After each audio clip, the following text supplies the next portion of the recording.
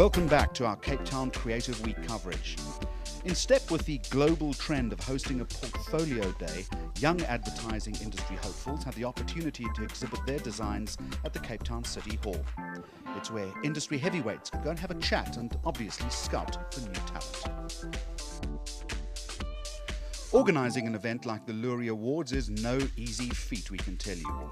Lydia Mason is one of the busiest people behind it all. We had a quick conversation with her with just one day to go until awards night. We have an AV department which has got 10 editors sitting there waiting for the results now, because when we get the results, it's now Thursday afternoon, when we get the results we have 48 hours to turn around, the first show.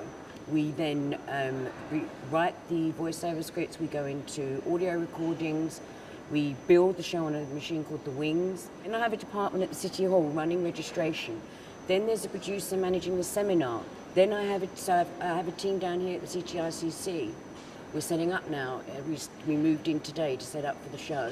Oh, then the after party, of course. It's safe to say there's about probably over 300 people that work on the awards across the week at the various different surround events that form the Creative Week. Best part of my job is being able to sit with a blank canvas and saying, you know what, why don't we have that? I always enjoy that. It's so nice to sit with a blank canvas and start painting across it.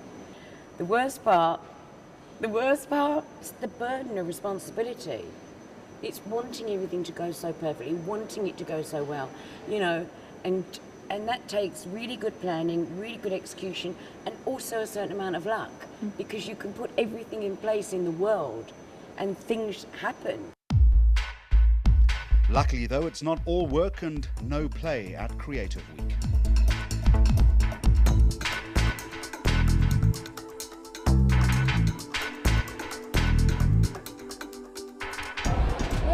Egg Films Judges Wrap Party. Now, over the last few days, more than 145 judges have been pouring over thousands of entries into this year's Loeries. But for tonight, they're putting their creative juices aside and letting the bubbly flow.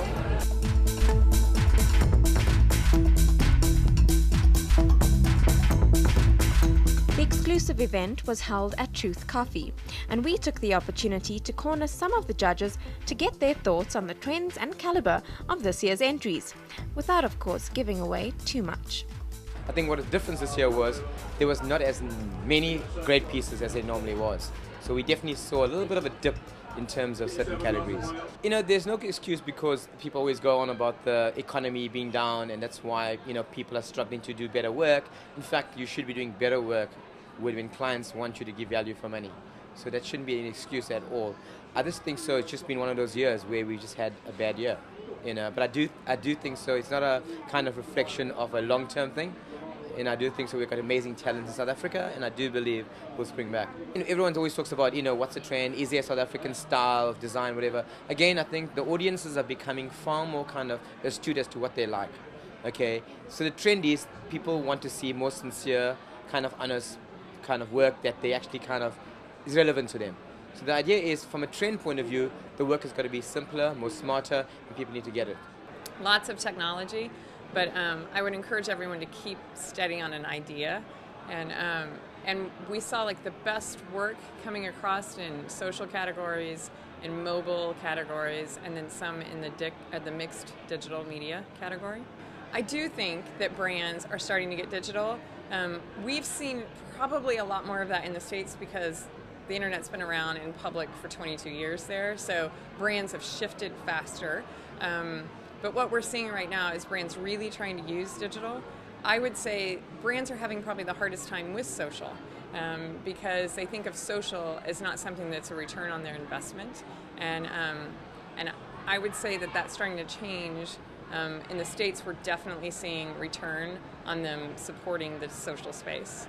Overall, it was good. I think diverse. I was really happy with a broad stretch across classic design kind of skills versus kind of contemporary areas that were pushing. So it was really good.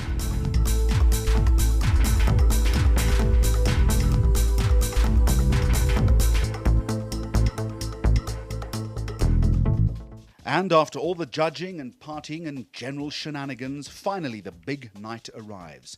The 35th Annual Loerie Awards. The media industry is roughly around a 35 billion rand industry, and I think that's a big number. People don't realize that there's a lot of value in brands and the whole brand economy, and how much our ideas and innovation add to the South African economy as well as employment. And the Loeries is there to recognize ideas and innovation that are contributing to brand success, and that is a key thing. So when people talk about creativity, it's not simply about pretty pictures and having fun. It's about how do we use ideas and extract value from them. The awards were judged by over 140 local and international experts. Ogilvy and Mather bagged a Grand Prix for their work on the Volkswagen Street Quest campaign to clinch top honours in the digital and interactive social media category. South Africans love Volkswagens. Since 1951, they've been one of the most loved and popular cars in the country. In fact, you'll probably find one on every street, road, highway and byway.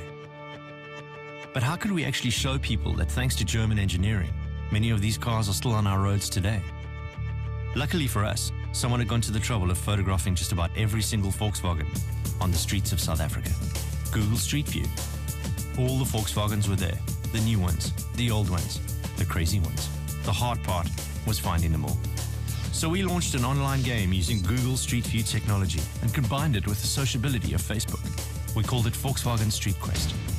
We challenged Volkswagen Facebook fans to find and pin as many Volkswagens as possible in weekly quests. Players could navigate the streets of South Africa, pin Volkswagens, earn badges, find bonus challenges, and win a spot in the Street Quest Grand Final. Building on its success at the Penduring Awards, Draft FCB's Fire Blanket Calendar campaign for NGen won the Alternative Media and Field Marketing category. The agency Metropolitan Republic walked away with a Media Innovation Grand Prix for their landmark MTN Uganda project. It sees children able to scan posters to download books on their smartphones.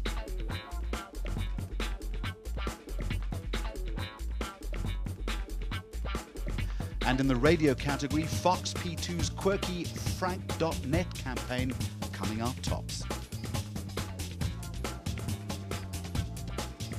And that's it from Cape Town Creative Week. Here's hoping that another major city will soon follow suit.